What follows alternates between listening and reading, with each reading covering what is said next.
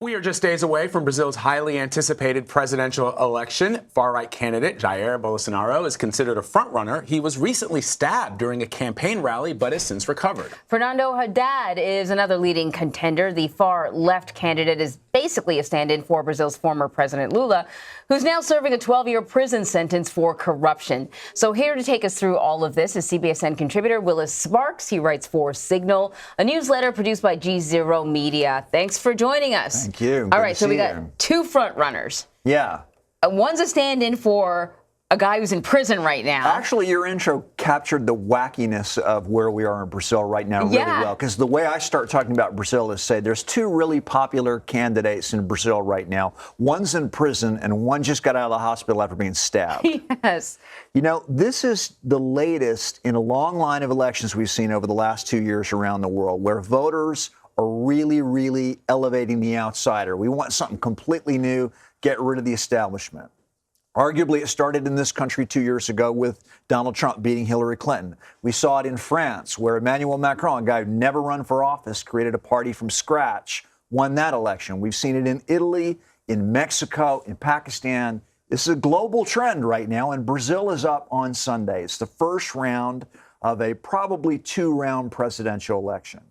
You got 13 candidates on the ballot, and unless one of them gets 50%, which is not likely, they'll run again. The top two will have a runoff 3 weeks later on October 28th. And the two front runners, as you just said, the guy who's going to finish first this weekend almost certainly is Jair Bolsonaro, who is a really strong law and order candidate, a former Army officer, whose running mate is a former Army officer, who talks in kind of nostalgic ways about the good old days when the military ran Brazil from 1964 to 1985. He's got some pretty nasty things to say about women, about gay people, etc. And he's got a kind of outrageous streak that is working for him fairly well. We think he's going to come in first. Wow. The other guy, Fernando Haddad, as you point out, is basically a stand-in for Lula. The former president, Luiz Inácio Lula da Silva, is serving a 12-year corruption sentence. He's in prison. And he fought all year long to try to get his name on the ballot anyway, and finally gave up about 3 weeks ago and said, okay, here's Fernando Haddad. And he introduced him on the Workers' Party website as someone who will stand for me for millions of people. So he literally is saying he's literally just like, sort of vote for for Fernando Haddad and you're voting for me. Wow. And that will work to some extent. That may very well get him into the second round. But if he does come in second this Sunday, he's going to have to spend 3 weeks saying, hi, I'm Fernando Haddad. I used to be mayor of Sao Paulo. I'm actually a different guy from Lula, and you should vote for me even though you know virtually nothing about me, and here's why. That's the problem he's going to face as he probably takes on Jair Bolsonaro in the second round. Wow. It's a completely wacky election. And by the way, it's not just president. They're voting for 27 state governors, every member of the lower house of Congress there, and for 2/3 of the Senate. And it's a country where voting is compulsory. If you're between 18 and 70 and you can read, you're expected to vote. It's a violation of the law not to vote.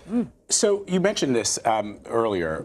The rise of anti-establishment populist candidates around the world. Now, when I think about that, I think that historically it feels like movements like that have come about because of real economic crisis, the Great Depression, the defeat of, Western Europe, certain countries in Western Europe at the end of World War I. Right. And yet here we are in 2018 where, arguably the brink of economic crisis was in 2008. The world is doing much better economically. Not all countries are, but as a planet we are, than in 2008. Why now? It's a really interesting question. Yeah. Let me answer you in two ways. First of all, in Brazil, things really are bad.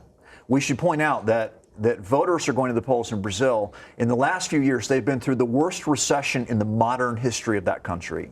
They've been through the worst political scandal they've ever had, which actually sent one president, Lula, to prison, forced another one to resign, and basically has implicated some of the most powerful people in that country, hundreds of people. They have a horrible murder rate.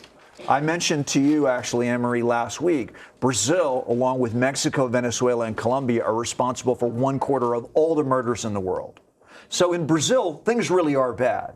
But to get at your question from a global standpoint, we're not in an economic turmoil situation, so why all the populism? I think it's broader than just economic turmoil. I think what we're seeing is some of the same fear that you might have had when we had economic turmoil in the past. But now it's about, where's the world going?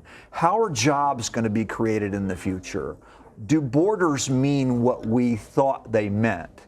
The world is changing in ways that a lot of people are very uncomfortable with, and they're trying to slow it down.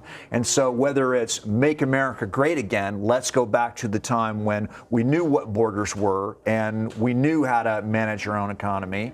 And you're getting a similar message from Jair Bolsonaro, and a lot of the European populists are people who are saying, we're going to take control of our country back. This is what Brexit is. You know, obviously the British economy is not in free fall, but people are worried about control of their own economy, control of their borders.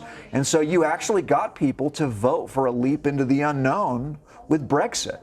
It does strike me that it feels as if it has less to do with the economy and more to do with social kind of constructs. I mean, ethno-nationalism seems to be playing a greater role in this. Right. We could have an hour-long discussion about that. I think they're kind of indivisible. I think they're all mixed in together. Well, and I think fear, job creation is a really big one. Right. And that gets into immigration and fear that automation is changing the structure of the economy and where are all the manufacturing jobs going. That's not just a U.S. phenomenon. Yeah. So I agree with you. It's broader than economics. And you know, it's, as Sharon, our producer, pointed out in the control room, it's only been 2 years since Brazil hosted an Olympics. It almost feels these days as Olympics are probably not the boon that they were in the 50s and 60s for certain countries. I think it probably hasn't, we all think of South Korea, been for a while. And South Korea emerged from what had been a really terrible time in that country post the Korean War with an amazing Olympics that wowed the world, and that seemed to be the sort of the flex point for their upward trajectory. Same it hasn't thing been like about that. a few years ago about South Africa hosting the World Cup. This is going to make a big difference in economic development, and it really didn't. All right, let's talk hard numbers. Every week, Signal highlights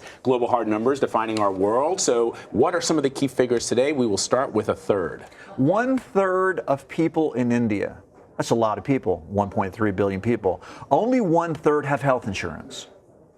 So the government's trying to do that. This is another story about a big emerging market country that is trying to create a social safety net where none existed before. So there is this new program called Long Life India, which is designed to provide health insurance for literally 500 million of the poorest people in India, and therefore poorest people on earth. It's going to be extremely bureaucratically complicated, like any big health insurance scheme is. But this is something we should be watching very closely, because countries like China and India and a lot of countries in sub-Saharan Africa really are inventing social safety nets now, and really the entire global economy needs them to succeed. Three.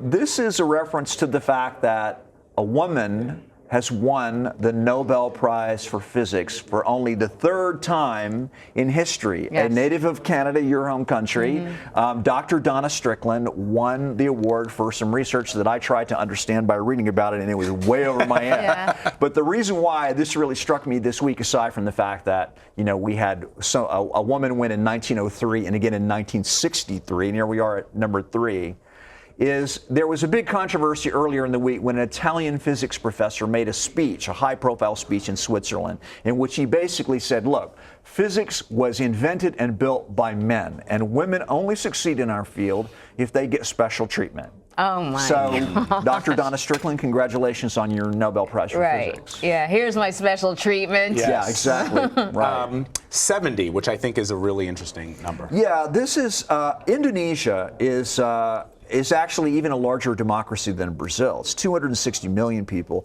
They're having a presidential election next April, and there's a real concern about social media and what they call hoax news. We call fake news. These fake news stories that are being planted in social media. They're big users of Facebook and Twitter in Indonesia. They're huge there. And so the government was already moving toward trying to create some way to police this fake news epidemic. And so they announced announced this week that there were going to be 70 people, which sounds like a pitifully small number, but it's a beginning, whose only job it is to watch social media, watch out for fake news stories so they can have periodic press conferences to say this is real and this is not. And this problem in Indonesia got a lot worse this week because, as you know, they had a big earthquake, they had a tsunami in parts of the country. Well over 1,000 people have been killed, and there's been an epidemic of fake news stories of people saying there's another earthquake coming, it's going to be even bigger, there's a dam about to break. There's all these fake news stories that are really preying on people at a moment when they're really vulnerable. And so here again, we see another country that is trying to begin to wrestle with this problem of fake news being planted in social media. And for our viewers who want to learn more about that and how it's used in nefarious ways, we did a CBSN Originals, our documentary unit, went to Myanmar to investigate.